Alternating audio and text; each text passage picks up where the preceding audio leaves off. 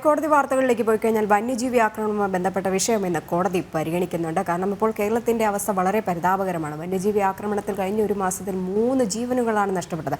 എങ്ങനെയായിരിക്കും കോടതി നിരീക്ഷണങ്ങളൊക്കെ തന്നെ?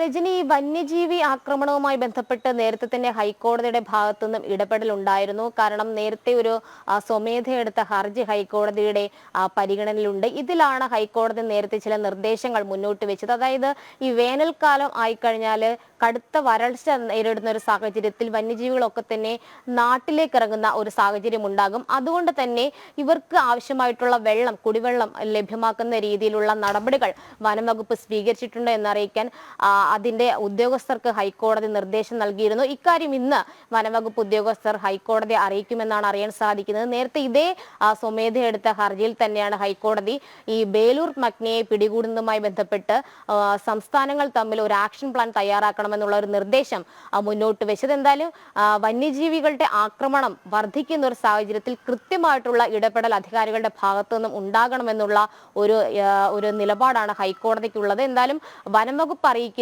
ഒരു വിവരത്തിന്റെ അടിസ്ഥാനത്തിൽ അല്ലെങ്കിൽ മറുപടിയുടെ അടിസ്ഥാനത്തിലായിരിക്കും തുടർ തീരുമാനങ്ങളിലേക്ക് ഹൈക്കോടതി കടക്കുക.